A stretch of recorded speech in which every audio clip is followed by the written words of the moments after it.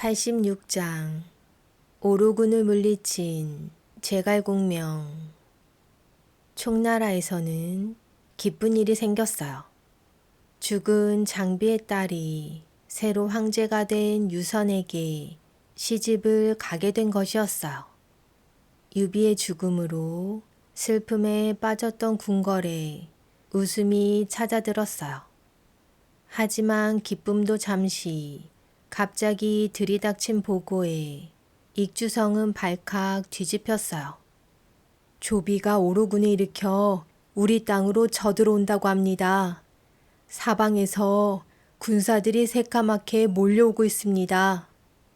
병사의 보고에 유선은 소스라치게 놀라며 공명을 찾았어요. 어서 공명 선생을 불러오너라. 하지만 공명을 부르러 간 신하는 한참 만에 혼자 돌아왔어요. 며칠 전부터 공명 선생께서는 집안에 틀어박힌 채 궁궐에는 얼씬도 하지 않았다고 합니다. 유선의 마음이 다급해졌어요. 그것이 무슨 말이냐?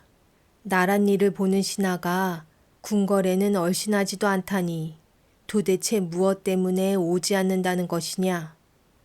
유선의 물음에 신하가 대답했어요. 그것이 병이 나서 올 수가 없다고 합니다. 신하의 대답에 유선은 기가 막혔어요. 지금 조비가 50만 대군을 일으켜 5갈래의 길로 쳐들어오는 위급한 상황에 병을 핑계로 나와보지도 않는단 말이냐? 공명 선생은 나의 아버지의 부탁을 벌써 잊었단 말이냐? 유선은 다시 사람을 보내 공명을 불러들였어요. 하지만 신하는 이번에도 혼자 돌아왔어요.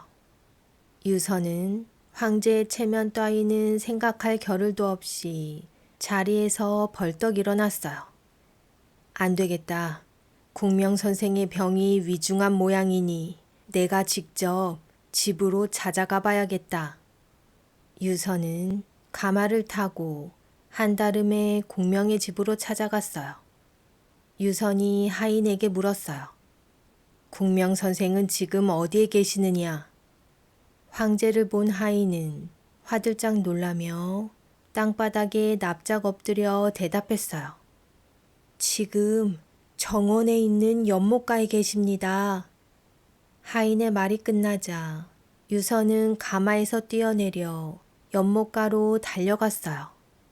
과연 그곳엔 공명이 깊은 생각에 잠긴 모습으로 물 위를 바라보며 앉아 있었어요. 공명 선생은 그동안 잘 계셨소? 유선의 물음에 화들짝 놀란 공명이 얼굴을 돌리며 대답했어요.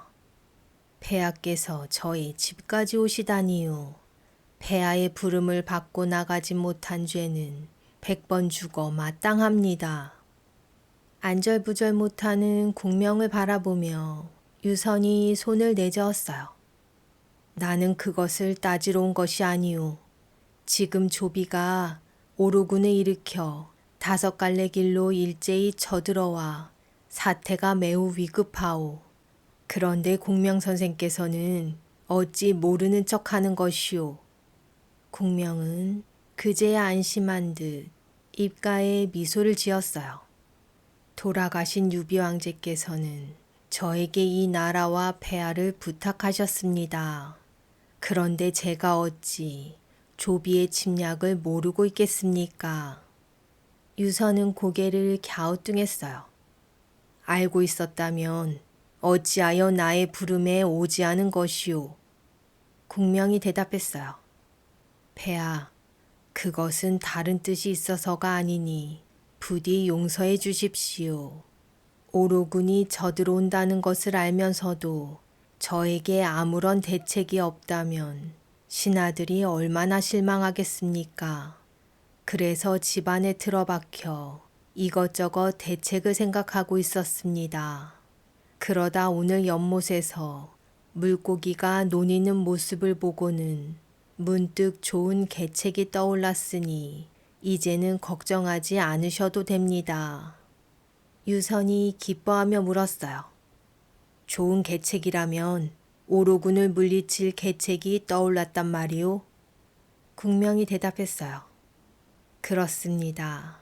오로군의 제1로는 요동의 선비국 군사들입니다.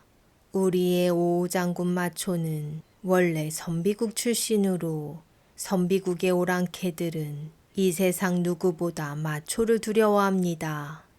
저는 이미 마초에게 군사를 주어 보냈으니 마초가 오랑캐왕 가비능을 설득한다면 그들은 관문에 발가락 하나도 들여놓지 못하고 돌아갈 것입니다. 국명의 계책에 유선의 입이 다물어지지 않았어요. 그렇다면 제1호군은 어떻게 물리치겠소? 국명이 대답했어요. 제1호군은 남만국의 맹획군사들입니다. 그들은 본래 오랑캐들로 용기는 있으나 의심이 많기 때문에 우리 군사가 조금이라도 많다 생각이 들면 감히 쳐들어오지 못하고 도망칠 것입니다. 저는 이미 장수위원에게 맹획 군사들에게 우리 군사가 많은 것처럼 보이라 지시를 내렸습니다. 유선이 깜짝 놀라 되물었어요. 아니 벌써 위원에게 지시했단 말이오? 국명이 여유롭게 대답했어요. 그렇습니다. 그리고 제4로군은 맹달의 군대라고는 하지만 그는 본래 종나라의 장수입니다. 지난날 관우 장군을 돕지 못한 것 때문에 양심의 가책을 받고 망설이고 있을 것입니다. 저는 맹달과 친한 이엄이라는 사람을 보내 설득하라 지시했으니 맹달은 이러지도 저러지도 못하며 머뭇거리다가 결국 아프다는 핑계를 대고 싸움을 피할 것입니다. 그리고 제5로군은 총사령관 조진이 직접 군사를 거느리고 양평관으로 쳐들어온다고 하지만 원래 그곳은 지형이 험하고 요새가 튼튼해 그곳을 지키는 조자룡 장군 하나만으로도 충분히 막아낼 수 있을 것입니다. 다만 문제인 것은 제3군인 송건의 군대입니다. 유선이 물었어요. 송건의 군대가 어찌 문제가 된단 말이오? 국명이 대답했어요. 오나라의 대군이 일단 움직이기 시작하면 그들의 기세가 만만치 않을 것입니다. 하지만 그것도 크게 걱정하실 일은 아닙니다. 아무리 송건과 조비가 동맹을 맺었다고는 하지만 원래 그들은 힘을 합치기도 잘하고 등을 돌리기도 잘하니 송건은 아마 우리와 조비가 싸우는 것을 지켜보다가 우리 쪽이 불리해지면 공격해올 것입니다. 하지만 저는 그런 일이 있기 전에 말을 잘하는 사람을 송건에게 보내 그를 설득하여 송건을 물러나게 할 생각입니다. 하지만 지금 당장 송건에게 보낼 마땅한 사람을 찾지 못했습니다. 그것만 해결되어 오나라 군사가 물러가면 나머지 적들은 더욱 걱정할 것이 못됩니다. 국명의 말을 차분히 듣고 있던 유선은 얼굴을 붉히며 국명의 두 손을 부여잡았어요. 나는 그런 줄도 모르고 잠시나마 공명 선생을 원망했으니 내 자신이 참으로 부끄럽소. 유선은 밝아진 얼굴로 가마에 올라탔어요. 영문을 몰랐던 신하들은 의아한 표정으로 수근거렸어요. 아침부터 울상이더니 대체 무슨 일이 있었기에 저리 즐거우실까? 신하들 모두 고개를 갸웃거리며 궁금해하는데 신하들 중 한 사람이 하늘을 우러러보며 큰 소리로 웃기 시작했어요. 국명은 그 신하를 유심히 지켜보다 조용히 그를 불러 말했어요. 그대는 잠시 이곳에 남아있게. 잠시 후 유선이 떠나고 국명은 남은 신하를 바라보며 물었어요. 그대의 이름은 무엇인가? 신하가 대답했어요. 저는 등지라고 합니다. 공명이 물었어요. 그대는 어찌하여 하늘을 올려다보며 그렇게 큰 소리로 웃었는가? 등지가 태연하게 대답했어요. 공명 선생께서 황제 폐하께 오로군을 물리칠 방법을 가르쳐준 듯 싶어 이 나라의 백성으로서 즐거워 웃었습니다. 공명은 호기심 어린 눈빛으로 등지에게 물었어요. 그래, 그것은 사실이다. 그럼 내가 그대에게 한 가지 물어보겠다. 지금 천하는 초, 위, 오, 이 세 나라가 솥의 발처럼 나뉘어져 있다. 그대 생각에 우리가 천하 통일을 이루기 위해 어느 나라부터 물리치는 것이 좋겠는가? 공명의 물음에 등지는 조금도 망설이지 않고 대답했어요. 우리가 가장 먼저 물리쳐야 할 적은 역적 조비의 위나라이지만 그들의 힘은 너무 커 단번에 무찌를 수는 없습니다.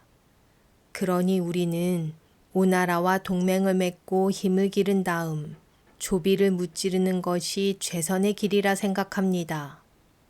등지의 대답에 공명은 크게 웃으며 고개를 끄덕였어요. 그대의 생각이 나와 꼭 닮았구려. 내 그것을 위해 오나라에 사신을 보낼 생각이었으나 적당한 사람을 찾지 못해 고민이었는데 이제야 그대를 찾았소. 그대는 오나라로 가 그들과 동맹을 맺어주시오. 등지는 자신의 능력이 부족하다며 사양했지만 거듭되는 공명의 부탁에 결국 승낙하고 오나라로 떠났어요. 한편 송건은 총나라에 사신이 왔다는 소식을 듣고는 군사 1,000명을 거느리고 등지를 맞이했어요. 송건은 자신의 앞에 선 등지 옆에 기름이 펄펄 끓는 가마솥을 놓고는 군사들에게 저마다 도끼와 창 그리고 칼을 주고는 등지를 노려보도록 했어요. 송건은 등지의 말이 진심인지 아닌지 알아보기 위해 등지를 겁주기 시작했어요. 등지는 공포스러운 분위기 속에서 유유히 걸어와 송건에게 허리를 숙여 인사했어요. 송건이 소리쳤어요. 네 이놈, 어찌하여 이놈은 사신 주제에 왕인 나에게 절을 하지 않고 허리만 숙여 인사하느냐. 송건의 호통에도 등지는 조금도 두려워하지 않고 꿋꿋한 태도로 대답했어요. 총나라는 황제가 계신 나라요. 오나라는 왕이 있는 조그마한 나라이거늘 큰 나라 황제의 사신이 어찌 조그마한 나라의 왕에게 절을 올리겠습니까? 등지의 당돌한 말과 행동에 송건의 얼굴이 일그러졌어요. 건방진 놈 같으니 여봐라. 죽으려고 환장한 저놈을 당장 묶어 끓는 기름 가마솥에 쳐넣어라. 군사들이 우르르 달려나와 등지의 팔을 잡아당기자 등지는 껄껄 웃으며 말했어요. 사람들이 말하길 강동에는 현명한 사람이 많다고 하더니 그게 다 헛소문이었구나. 나 같은 선비를 이토록 두려워하다니. 등지의 말에 송건은 더욱 화가 나 발을 동동 굴렸어요. 닥쳐라 이놈. 내가 네 놈 따위를 두려워할 줄 아느냐. 송건이 발을 동동 구르며 외치자 등지가 말투를 바꾸어 부드럽게 말했어요. 사실이 그렇지 않습니까? 일개 사신이 두려워 이렇게 야단법석이니 드리는 말씀입니다.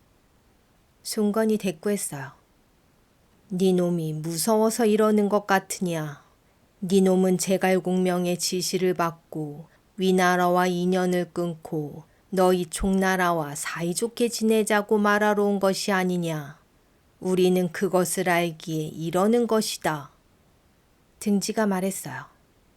제갈공명이든 누구든 제대로 눈이 달린 사람이라면 전하의 행세를 보는 생각이 서로 다를 리 없습니다.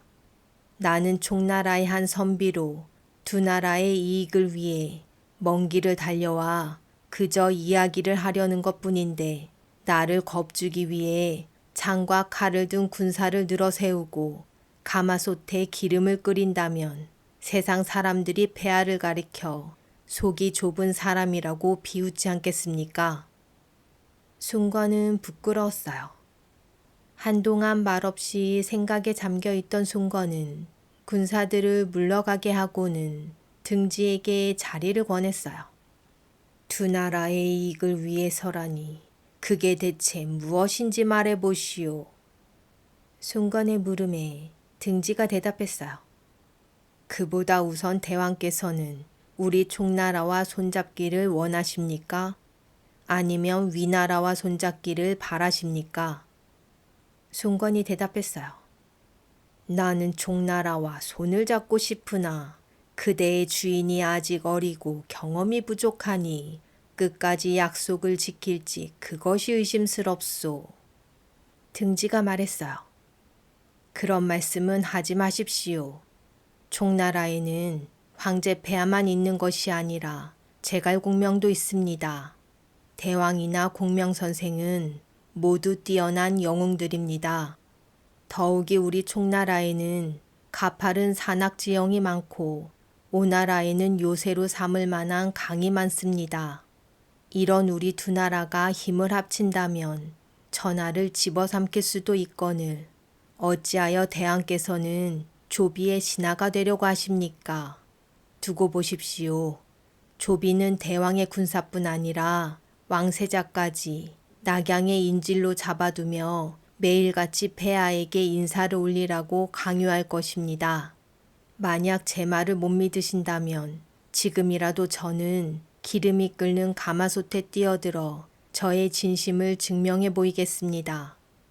말을 마친 등지는 자리에서 벌떡 일어나 기름이 펄펄 끓는 가마솥을 향해 뛰어들었어요. 화들짝 놀란 송건의 신하들은 등지를 겨우 뜯어 말렸어요. 알겠소. 그대의 말을 듣고 그대의 주인과 손을 잡을 것이니 제발 기름 가마솥에 뛰어들지 마시오. 순건은 등지를 궁궐 안으로 안내하고는 귀한 손님으로 극진히 대접했어요. 이렇게 해서 유성과 손을 잡기로 마음을 굳힌 순건은 장혼을 사신으로 삼아 촉으로 보냈고 이 소식을 들은 제갈공명이 황제에게 보고했어요. 등지가 순건의 마음을 돌려놓았으니 이제 폐하께서 사신을 잘 대접하는 일만 남았습니다. 강동과 우리가 손을 잡으면 조비는 감히 우리 땅을 넘보지 못할 것이니 천하는 한동안 안정될 수 있습니다. 그러면 저는 군사를 거느리고 남쪽으로 나아가 남만 오랑캐를 평정한 뒤 서서히 위를 도모하겠습니다. 위나라만 무찌르면 강동 또한 오래 버티지 못할 것이니 폐하께서는 천하 통일을 이루실 수 있을 것입니다. 황제는 고개를 끄덕이고 며칠 뒤 찾아온 사신 장혼을 극진히 대접했어요.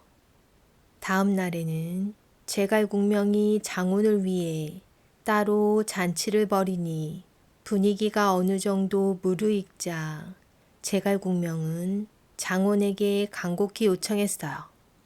유선 황제께서는 송건 왕을 깊이 사모하고 존경하시기 때문에 옛 원한을 씻어버리고 동맹을 맺어 위나라를 무찌르길 원하십니다. 바라건대 부디 장혼께서는 오나라로 돌아가시거든 송건 대왕께 잘 말씀드려 주십시오. 장혼은 고개를 크게 끄덕이고는 술이 취할 때까지 잔치를 즐겼어요. 며칠 뒤 기분 좋게 강동으로 돌아온 장혼이 송건에게 보고했어요. 새로 황제가 된 유성과 제갈공명은 송건 대왕을 깊이 존경하고 있으며 진심으로 우리 강동과 영원한 동맹을 맺고 싶어 합니다. 장혼의 말을 듣고 기분이 좋아진 송건은 큰 잔치를 베풀어 등지를 대접하다가 술이 취하자 등지에게 물었어요.